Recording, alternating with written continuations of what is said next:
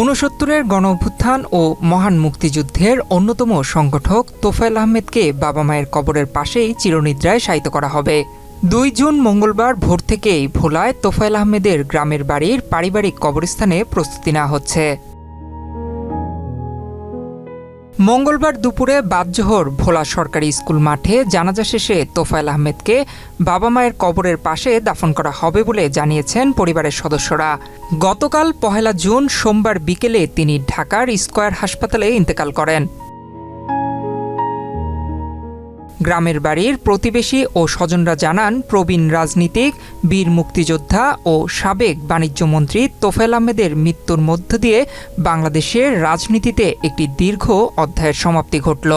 আওয়ামী লীগের অন্যতম শীর্ষ নেতা হিসেবে তিনি প্রায় ৬ দশক ধরে দেশের রাজনৈতিক অঙ্গনে সক্রিয় ছিলেন। সাবেক বাণিজ্যমন্ত্রী জনাব তোফায়েল আহমেদের মৃত্যুতে আমরা গভীরভাবে শোকাহত।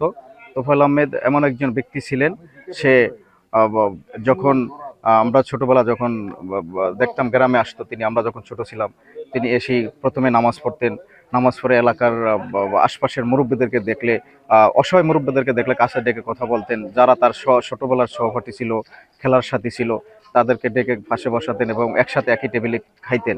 আমরা ছোটবেলা থেকে এখানে বড় হয়েছি। সে কীভাবে রাজনীতি করছে, বাংলাদেশের মুক্তিযুদ্ধের কি তার অবদান, বাংলাদেশের আওয়ামী লীগের তার কী অবদান, সব কিছু বাংলার জনগণ দেখেছে। এবং তার স্মৃতিচারণ করতে গেলে আসলে বলে শেষ করার নয়। এই বাংলার মাটিতে, শুধু বাংলার মাটিতে না, ভোলা শহর থেকে শুরু করে বাংলাদেশের আনাচে কানাচে তার অবদান নেই বললেও ভুল হবে, সব জায়গায় তার অবদান আছে। গত কয়েক বছর ধরে তোফায়েল আহমেদ নানা শারীরিক জটিলতায় ভুগছিলেন। স্ট্রোকজনিত কারণে তার চলাফেরা সীমিত হয়ে পড়েছিল এবং দীর্ঘদিন চিকিৎসাধীন ছিলেন। প্রতিবেশীরা জানান, তোফায়েল আহমেদ যখনই গ্রামের বাড়ি আসতেন তখনই তিনি বাবা মায়ের কবর জিয়ারত করতেন। কবরের পাশে বসে কোরআন তেলাওয়াত করতেন এবং তাদের জন্য দোয়া করতেন।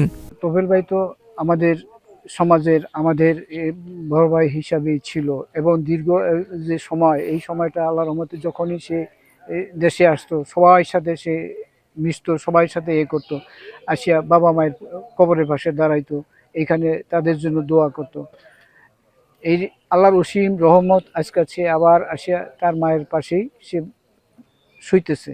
তোফায়েল আহমেদের জন্য দলমত নির্বিশেষে সবার কাছে দোয়া চেয়েছেন তার স্বজনরা, যেন তাকে দাফন করা হয়। তার সেই নির্দেশ অনুযায়ী আমরা ইনশাল্লাহ তার বাবা মার পাশে কবরের জন্য আমরা কাজ করতেছি। আপনারা সবাই মামার জন্য দোয়া করবেন। তোফায়েল আহমেদ বাংলাদেশের প্রবীণ রাজনীতিবিদ, ৬৯-এর গণ অভ্যুত্থানের মহানায়ক। তিনি এই দেশের জন্য, আমাদের ভোলার মানুষের জন্য অনেক উন্নয়নমূলক ভালো সামাজিক কাজ করছেন।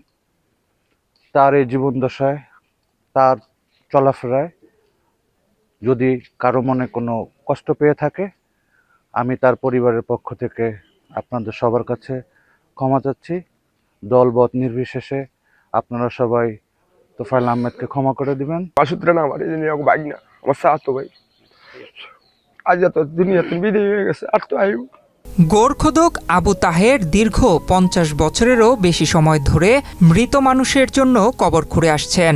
আজ তোফায়েল আহমেদের কবর খুঁড়তে গিয়ে তিনি কান্নাজড়িত কণ্ঠে বলেন, তোফায়েল আহমেদের বাবা, মা, চাচা, চাচি, ভাই বোন সহ অসংখ্য আত্মীয় স্বজনের কবর তিনি খুঁড়েছেন। আলহাজ তোফায়েল আহমেদের বাবা আমার কবর আমি করছি এবং তার চাচা চাচির কবর আমি করছি, তার ভাইনার কবর আমি করছি, তার পারিবারে যত লোক আছে সবার কবর আমি ইনশাল্লাহ করছি। এখন আল্লাহ আমার সৌভাগ্য দিছে, তোফায়েল আর পরিবারের কবর আমি করছি। এখন আল্লাহ সৌভাগ্য দিছে, তোফায়েল আহমেদের কবর আমি করতে আসছি। ১৯৪৩ সালের ২২ অক্টোবর ভোলার কোরালিয়া গ্রামে জন্ম নেওয়া তোফায়েল আহমেদ ছিলেন বাংলাদেশের রাজনৈতিক ইতিহাসের এক অবিচ্ছেদ্য অধ্যায়। ঢাকা বিশ্ববিদ্যালয় থেকে মৃত্তিকা বিজ্ঞানে স্নাতকোত্তর সম্পন্ন করা এই নেতা ছাত্র জীবন থেকেই আন্দোলনের অগ্রভাগে ছিলেন।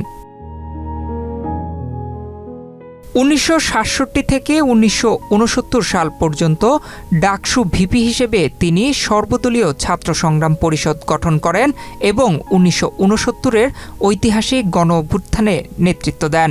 একই বছরের ২৩ ফেব্রুয়ারি সোহরাওয়ার্দী উদ্যানে লাখো মানুষের উপস্থিতিতে শেখ মুজিবুর রহমানকে বঙ্গবন্ধু উপাধিতে ভূষিত করার গৌরব তার। নয়ন বিশ্বাস, বাংলাদেশ প্রতিদিন।